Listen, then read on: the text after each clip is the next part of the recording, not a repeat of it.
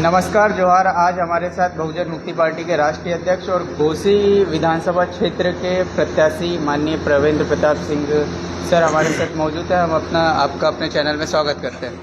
धन्यवाद सर, आप घोसी में उपचुनाव चल रहे थे और इस पे उपचुनाव के उम्मीदवार थे, तो आपका क्या अनुभव रहा? 49% वोट पड़ा है, क्या लगता है आपको?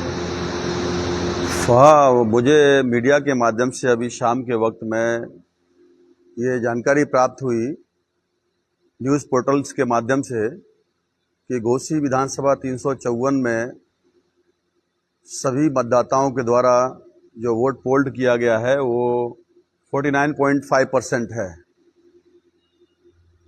तो मुझे बड़ी आशंका हो रही है इस मामले को लेकर के कि 49.5% वोट आखिर किस आधार पर पड़ सकता है जब मतदाताओं को वोट ही नहीं देने दिया जा रहा है। प्रशासन के माध्यम से, पुलिस के माध्यम से, सीआरपीएफ के माध्यम से लोगों को, खास तौर पर मुस्लिम समाज के लोगों को और शेड्यूल कास्ट के लोगों को घरों में जाके धमकाया जा रहा है, उनके मोहल्लों से निकलने नहीं दिया जा रहा है। और बाय द वे किसी कारणवश अगर वो पहुंच भी गए बूथ तक जो है तो वहां पर आईडी दिखाने के नाम पर उनको भगा दिया जा रहा है कि जबकि उनके पास में वोटर आईडी कार्ड है, जबकि उनके पास में बीएलओ द्वारा जो चुनाव आयोग के द्वारा जो पर्चियां दी जाती हैं वो पर्चियां हैं। वो पर्चियां होने के बावजूद भी उनको पुलिस के माध्यम से वहां रोका जा रहा है। बोले कि आधार कार्ड लाइए। अरे आधार कार्ड क्या कोई बैंक खाता खोलने जा रहा है क्या? किस बात के लिए आधार कार्ड चाहिए? इस बात को लेकर के मैं बूथ संख्या 145 पर, जो बड़ा गांव का एक सेंटर पड़ता है, वहां जाकर के जब मैंने खुद देखा इस बात को लेकर के, तो मैं जैसे एंट्री करने वाला ही था उसके अंदर में, तो अंदर जाने के पहले ही वहां पुलिस वाला जो कर्मचारी था वो एक मुस्लिम मतदाता, शायद उसका नाम नियाज करके था उसका नाम जो है, जिसके पास में मतदाता पहचान पत्र था बकायदा, और उसको शकल देखते ही उसको कहा कि आधार कार्ड कहाँ है आपका? तो मैंने कहा भाई आधार कार्ड के लिए क्या करना है? इसमें बैंक खाता खुलवाना है क्या? आपके पास वोटर आईडी कार्ड है, पर्ची है उसके पास में जो बीएलओ ने दिया है, जाने दीजिए उसको, क्यों रोक रहे हैं उसे? नहीं आधार कार्ड चाहिए, इसमें मिलान नहीं हो रहा है, इसका ऐसा नहीं हो रहा है। तो मैंने कहा आपको ये काम की ड्यूटी तो लगा ही नहीं है। आपका काम केवल इधर कानून व्यवस्था को करने की है, नहीं होगा तो अंदर में अधिकारी चेक करते हैं, नाम चेक करेंगे, स्याही लगाते हैं, उसको वोट डालने का वहां से होगा, कोई प्रॉब्लम आएगी वहां करेंगे। जबकि उसका सारा ठीक था। उसी वक्त में मैंने आरओ महोदय को भी कंप्लेंट किया, मेरा फोन चालू ही था, और तभी जो है ये सारी बातें हम बाहर सड़क पे कह ही रहे थे, जहां से लाइन मतलब अंदर बूथ के अंदर घुसते थे उस समय। तो मेरा एक साथी जो था वो, उसने जब रिकॉर्डिंग किया इस बात को लेकर के, तो उसको उठा करके पकड़ करके और अंदर ले जाने लगे। मैंने उसको रोका, भाई इसको अंदर ले जाने क्या मतलब है? नहीं रिकॉर्डिंग कर रहा है। अरे तो मीडिया बूथ के अंदर जाकर के रिकॉर्डिंग कर रही है, ये ऑथेंटिकली है, करवाते हैं, बूथों की लाइन होती है, जबकि एक ही दरवाजा था उस बूथ के अंदर जाने का और सारे 4 बूथ उसके अंदर बने हुए थे। बूथ नंबर 145, 146, 147, 148, 149, इस प्रकार से 5 बूथ थे उसके अंदर में। एक ही दरवाजा से, मेन गेट से घुसने का मामला था। तो आरओ महोदय ने लाइव सुना, मुझे, मेरा फोन चालू ही था, और जबरदस्ती उसको डिटेन करने के लिए जाया था। तमाम दुनिया भर के चार्जेस लगा सकते थे उसके ऊपर में, मैंने उसको हटाया। मैं इसका क्या मतलब है भाई? तो इस तरीके से लोगों को धमकाया गया, पूरी तरीके से गुंडागर्दी किया गया। और ये जहां तक वोट ऑफ परसेंटेज की बात है, तो मुझे आशंका इस बात की है कि 49.5% जो पोर्टल्स पर दिखाया जा रहा है, और मैंने इसके लिए लिखित में मांगा भी हुआ है, तो वो मुश्किल से 40 या 39% ही वोट पड़ा है। और इससे चुनाव आयोग की साख पर एक बहुत बड़ा धब्बा लग रहा है कि चुनाव से लोग जो है डरा धमकाया भी जा रहा है। तो ये जो इतना बड़ा वोट परसेंटेज दिखा रहे हैं, इस वोट ऑफ परसेंटेज के लिए भी शायद हो सकता है चुनाव आयोग ने कहा होगा जो अधिकारियों से कि जब वोट डालने के लिए लोगों को नहीं आना दिया जा रहा है तो आप ही बटन दबा दबा के बढ़ाओ उसमें। मैंने कई सारे दर्जनों बूथों के अंदर में, मैंने 2-3 बजे के अंदर जब गया तो एक भी मतदाता अंदर नहीं था, कोई एजेंट नहीं था उसके अंदर में, किसी भी प्रकार का, किसी भी पार्टी का कोई एजेंट नहीं था। तो ये सारा देखा तो वो वोट ऑफ परसेंटेज बढ़ा कैसे? ये बड़ी आशंका भरा मामला है, हैरतअंगेज मामला है। कई सारे बूथों को तो मैंने ये देखा लगभग 25 से 30 बूथों की बात ऐसी है जहां पर समाजवादी पार्टी का भी कोई एजेंट नहीं था। हमारा तो छोड़ दीजिए, समाजवादी पार्टी जो 2 दिन पहले तक ये कह रही थी कि हम 70,000 वोटों से जीत रहे हैं, उसका जब एजेंट ही नहीं है, वोटरों को वोट ही नहीं डालने दिया जा रहा है, तो ये तो बहुत सरेआम खुल्लम खुल्ला लोकतंत्र की हत्या हो रही है, जो बिल्कुल बर्दाश्त के लायक नहीं है। साथ में दर्जनों बूथों के पास में जो जिस तरीके से ये नहीं बनने दिया गया, बूथ एजेंट नहीं बनने दिया, मैं बताऊंगा, मेरे पास आंकड़े के साथ में सारा जो है कौन से बूथ पर मेरा जो है एजेंट नहीं बनने दिया गया। सर, आप जैसा बता रहे हैं, हमें ऐसा लग रहा है कि प्रशासन द्वारा रोका गया लोगों को। अरे ये तो समाजवादी पार्टी के शिवपाल यादव जी खुद कह रहे हैं कि सीओ ने जो है रोक लगाने का काम किया, इंस्पेक्टर ने रोक लगाने का काम किया। समाजवादी पार्टी के बड़े दिग्गज नेता कह रहे हैं इस बात को, और ये सबको दिखाई भी दे रहा है। मुसलमान मोहल्लों से आकर के कोतवाली में ठूस ठूस करके मुसलमानों को भरा जा रहा है, बेरहमी से उनको पीटा जा रहा है, जिस तरीके से ट्रीट कर रहे हैं जैसे कोई आतंकवादी हो। तो ये तो बहुत दर्दनाक बात है, इसको तो बर्दाश्त करने के बाहर है। ये तो पूरा प्रशासनिक अमला इस काम के लिए लगा था। माननीय चुनाव आयोग को इसको संज्ञान में लेना चाहिए, क्योंकि चुनाव की जो प्रक्रिया है वो संविधान निर्माताओं ने फ्री, फेयर एंड ट्रांसपेरेंट करने के लिए लगाई हुई थी। ये तो पूरा भय का माहौल, दहशत का माहौल जैसे बना के रखा हुआ था। तो ये सारी बातें, मेरे पास में सवेरे एक बूथ से फोन आता है, और वो बूथ संख्या 110 है, जो हनुमान चौहान जी हैं, मेरे बूथ एजेंट वहां पर 6:30 बजे वहां पहुंचे थे। दूसरे अर्जुन चौहान जी, ये 6:30 बजे दोनों ही हमारे साथी कार्यकर्ता जो है बूथ एजेंट बनने के लिए वहां जब पहुंचे, तो वहां पर जो पोलिंग पार्टी है, पीठासीन अधिकारी समेत जो भी पोलिंग कराने पार्टी जाती है, उन्होंने कहा कि नहीं अभी रुक के बाद में आना, आप जो है आप थोड़ी देर बाद आइए, थोड़ा दूसरा काम कर रहे हैं, हम लोग बनाएंगे आपको एजेंट। जब 6 बज के आधे घंटे बाद आना, 6:50 पर जब वो पहुंचते हैं दोनों के दोनों लोग जो है, तो वो कहते हैं कि अभी तो 2-3 वोट पड़ गया है, अभी आप बूथ एजेंट नहीं बन सकते हैं, जाइए आप बाहर जाइए। मतलब हमारे बूथ एजेंट को वहां पर बूथ नंबर 110 और 11 पर वो बनने नहीं दिया गया। इसके साथ और दूसरा जो है बूथ संख्या 174 पर, जो हाजीपुर में पड़ता है, 9:30 बजे पर जब मैं खुद पहुंचा वहां पर, तो वहां मेरे कार्यकर्ता दुष्यंत कुमार ने बताया कि मुझे गेट के अंदर घुसने ही नहीं दिया गया सीआरपीएफ के जवानों ने, और कहा, उसका वीडियो रिकॉर्डिंग भी है हमारे पास, बूथ के अंदर नहीं घुसने दिया, कहा कि कहां जा रहे हो आप, अभी नहीं बन सकते, जाइए। मतलब समय के पहले ही वो बोला, मुझे 5:30 बजे के लगभग में पहुंच गया था वहां पर, जो उसके बाद भी मुझे वहां घुसने नहीं दिया गया, बोले कि आप नहीं बन सकते। तो ये तो खुल्लम खुल्ला लोकतंत्र की हत्या है, इसको बिल्कुल बर्दाश्त नहीं किया जा सकता। इसके अलावा यहां शहर में मैंने देखा जाकर के कि 179 में जब मैंने पता किया कि भाई किस किस पार्टी के बूथ एजेंट हैं, वहां जो मतदान कर्मचारी हैं उनसे जब बात किया, तो बोले कि केवल बीजेपी का एजेंट है। तो मैंने, क्या बात है भाई, आ नहीं रहे क्या एजेंट बनने के लिए? समाजवादी पार्टी का भी वहां कोई एजेंट नहीं था। दर्जनों ऐसे बूथ है जहां पर एक भी किसी को एजेंट भी नहीं बनाया गया, और सम्मानित मतदाताओं को वोट भी नहीं डालने दिया गया। यह बहुत ज्यादा लोकतंत्र के लिए खतरे वाली बात है।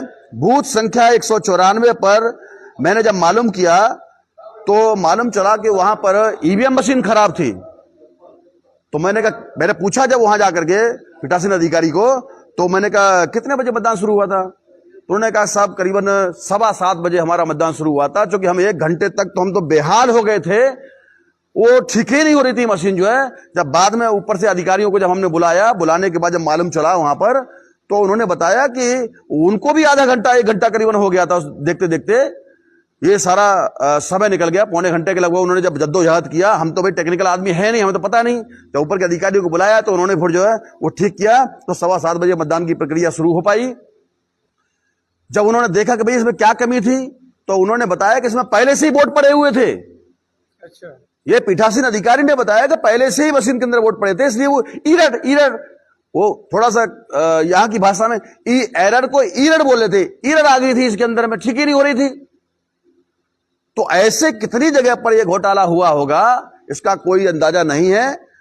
तो मुझे तो ये भी आशंका है कि ये जो 49.5% यानी लगभग 50% वोट दिखाया जा रहा है, तो ये भी मेरे हिसाब से इतना वोट, जब वोट ही नहीं डालने दिया जा रहा है तो वोट कहां से पड़ा, और अगर पड़ा भी है तो ये सारा मनमानी तरीके से सत्ताधारी पार्टी के दबाव में आकर के उन कर्मचारियों के द्वारा ही डाला गया होगा। और टिक करना सारा, जब कोई बहुत सारे बूथों पर एक भी मतदाता नहीं था, ना कोई पुरुष था ना कोई महिला थी, रिकॉर्ड के साथ में मेरे पास सारा आंकड़ा है, कितने बज के कितने मिनट पर मैं किस बूथ पर था, वो सारा आंकड़ा मेरे पास में है। मुझे नहीं लगता कोई प्रत्याशी गया भी होगा देखने के लिए। प्रत्याशी तो छोड़ो, जब एजेंट ही नहीं है तो कैसे कह सकते हैं हम लोग। तो ये एक बहुत बड़ी आशंका है जिसको चुनाव आयोग के अधिकारियों को संज्ञान में लेने की जरूरत है। और मैं इतना ही कहना चाहूंगा, और कोई सवाल हो तो आपको पूछ सकते हैं। ईवीएम में क्या घोटाला हुआ है, आपको ऐसा लगता है? देखिए, ये देखना, मेरे पास जो अनुभव है, ये देखना चुनाव आयोग का काम है, किस तरीके से क्या है। जो मेरे से अनुभव किया, जो मेरे सामने घटना घटित हुई, मिनट टू मिनट मैंने बीच बीच में माननीय ऑब्जर्वर साहब को भी बताया, इसके बारे में टेलीफोनिक बताया, रिटर्न में भी कंप्लेंट भेजा, यहां ऐसा ऐसा हो रहा है। और खुद आरोप महोदय ने भी सुना, इस समय फोन मेरा चालू था। जिस तरीके से बाहर सड़क पे भी जो है, जबकि 200 मीटर और ये सब अंदर की बात होती है, तो बाहर थे, बाहर निकल रहे हैं, आने जाने वाले जा रहे हैं, वहां पर मेरी गाड़ी मैंने साइड में लगा करके पहले ही गेट के मेन गेट पे ही, रोड पे ही, और उसके बाद में जब वो मेरे साथी था, जब देखा कि भाई ये ऐसा क्यों कर रहे हैं, तो उन्होंने वो सारी चीज रिकॉर्ड करना चाहिए, तो उसका मोबाइल भी जब्त करने का काम किया। बाद में जब आरोप महोदय को बताया, तब जाकर के वो वहां से छोड़ा गया उस तरीके से। सर, हमको लगातार खबरें भी आ रही है कि आपके लोगों को प्रशासन द्वारा धमकाया जा रहा है, डिटेन किया जा रहा है। हाँ, ये भी है, गाड़ी भी सीज की गई, इलीगल तरीके से पूछ करके जाति पूछी गई। एट्रोसिटीज का केस होना चाहिए इस अधिकारियों के ऊपर में, और इसके लिए हमने कंप्लेंट दी हुई है चुनाव आयोग महोदय को। शब्द भी जो है, जाति सूचक शब्दों से मां बहन की गालियां तक भी दी गई हमारे कार्यकर्ताओं को, तो इसके लिए लिखित में कंप्लेंट किया हुआ है हम लोगों ने। ये बहुत ठीक बात नहीं है। संवैधानिक पद पर रहते हुए पुलिस अधिकारियों के द्वारा इस तरीके से जो बिहेवियर किया गया, ये पानी तक के भी नहीं पूछा उनको, बोले कि यहाँ बारात में आए हो क्या, या ससुराल में आए हो क्या। अरे पानी प्यास मर रहा है कोई जो है, खाना तो दूर की बात है, पानी भी नहीं पीने दे रहे, और बाहर से अगर हम लोग खाना भिजवा भी रहे हैं उनको, एक तो खुद दे नहीं रहे, और जब नहीं दे रहे हैं तो हम जब हमारे लोगों को भिजवा रहे हैं, फ्रूट भिजवा रहे हैं, वापस भेज रहे हैं, दतुन तक नहीं करने दे रहे हैं हमारे लोगों को। अमित अम्बेडकर के साथ में ऐसा हुआ, दूसरा मिथिलेश के साथ में ऐसा हुआ, कोतवाली थाना, कोतवाली घोसी के अंदर में। तो ये बहुत ज्यादा हद पार की बात है। और जबकि उसी समय सेम टाइम में बीजेपी की गाड़ी आती है, और बीजेपी गाड़ी को जहां बहुत भारी संख्या में प्रचार सामग्री भरी हुई थी, झंडा भी लगा हुआ था, सामने से उस गाड़ी को छोड़ा, बाद में इसको पकड़ करके उसको सीज किया गया, जमानत की गई। और इसके लिए भी हम लोग अभी कानूनी कार्रवाई जो होगी हम लोग कर रहे हैं, और इसके लिए मैंने ऑब्जर्वर साहब को बता के रखा हुआ है, श्रीमान आरोप महोदय को भी संज्ञान में लाया हुआ है, सारे अधिकारियों को जो हमारे गार्जियन हैं, माननीय चुनाव आयोग के द्वारा भेजे गए, उन सभी के संज्ञान में सारा मेरा ये है। तो इस पर आयोग के द्वारा उचित कार्रवाई होगी, ऐसे मैं अपेक्षा रखता हूँ। धन्यवाद। आपने अपना सर, मेरा एक सवाल ये है जी सर, सोशल मीडिया द्वारा पता चल रहा है कि शेड्यूल कास्ट और माइनॉरिटी मतलब मुसलमानों को वोट नहीं दिया जा रहा है। खुल्लम खुल्ला ऐसा हुआ गया है, पूरा ऐसा हुआ है कि शेड्यूल कास्ट लोगों को धमकाया गया है। और जहां तक बात है, बीजेपी ने बीएसपी के पदाधिकारियों को हाईजैक करके बसपा के लोगों को यह कहलवाया है, और ये सारा खुल्लम खुल्ला आया है अखबारों में छप करके कि बसपा के लोग या तो घरों में बैठो या फिर जो है नोटा पे वोट करो। लेकिन जो स्वाभिमानी लोग हैं, जो मान्यवर कांशीराम साहब के द्वारा तैयार किए हुए लोग हैं, वो उस नेतृत्व की जो लोकतंत्र विरोधी, जो वोट का अधिकार हजारों साल में हमारे महापुरुषों ने, बाबा साहब अम्बेडकर ने हमको दिलवाने का काम किया था, उस वोट के अधिकार को नोटा पे डलवा करके, नोटा कोई प्रतिनिधि नहीं है, जो ऐसा बयान दिया है वो एक तरीके से बहुजन विरोधी, बाबा साहब अम्बेडकर के विरोधी बयान है। ये बसपा के जो प्रदेश अध्यक्ष के द्वारा जो बयान आया है, उसको दरकिनार किया लोगों ने, एकदम से सिरे से खारिज करते हुए जो भी लोग वहां पहुंचे, तो फिर उनको जो है वहां पर उनको धमकाया गया। जो स्वाभिमानी लोग हैं, जो बहुजन नायक मानवर कांशीराम साहब के द्वारा न बिकने वाला समाज तैयार किया गया, वो न बिकने वाले समाज के जो लोग हैं वहां वोट डालने के लिए पहुंचे, तो उनके साथ में ऐसा रोकने का प्रयास किया गया, ये नाजायज तरीका है जो बिल्कुल बर्दाश्त के बाहर है। सर आपको क्या लगता है कि इस विधानसभा के बहुसंख्यक समुदाय को रोका जा रहा है? क्यों ऐसा? देखो, सत्ताधारी पार्टी है, बीजेपी की पार्टी है और उसके अंडर में सारा प्रशासन आता है। वो पूरी मनमानी कर रहे हैं, मगर उसके बावजूद भी जिस तरीके से आज माहौल है, जनता को सुनने को हमने डायरेक्ट देखा, बहुत भारी संख्या में लोगों ने बीएमपी को वोट किया, चारपाई निशान को वोट किया, हमारी पार्टी को, जो स्वाभिमानी लोगों ने, हर समाज के लोगों ने वोटिंग किया। ये देखना अभी 8 तारीख को मालूम चलेगा कि किस तरीके से उन्होंने कहा, किस बूथ पर कितना किया। जिधर से खबरें मिली, जहां मैं स्वयं गया, मेरा चुनाव एजेंट भी गए, हम लोग जहां जहां पहुंचे, सैकड़ों बूथों पर हम लोगों ने मौका मुआयना किया जाकर के, और ऑन रिटिन विद इन टाइम हमने किस समय पर कहां थे, सारा आंकड़ा हम लोगों ने इकट्ठा करके रखा हुआ है। और उससे हमें ये जानकारी मिली है कि ये जो फेक तरीके से जो बता रहे हैं कि बीजेपी जीत रही है या समाजवादी पार्टी जीत रही है, इसका सारा का सारा मामला अभी 8 तारीख को नजर आएगा। हाइपोथेटिकल बातें कर रहे हैं केवल। तो ये जनता ने जो विश्वास दिखाया है, जो प्रचार किया है, उसका आंकड़ा जो है आपको देखने को मिलेगा 8 तारीख को।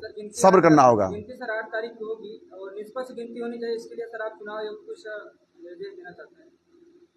देखिए, निष्पक्ष गिनती होनी चाहिए, ये बस पिछली बार का ऐसा देखा गया कि बहुत सारी जो सीटें, बिहार का उदाहरण है, तेजस्वी यादव की लगभग 19-20 सीटें देखने को मिली कि वहां जीती हुई सीट थी, तो रात के 11 बजे तक उनको लटका के रखा।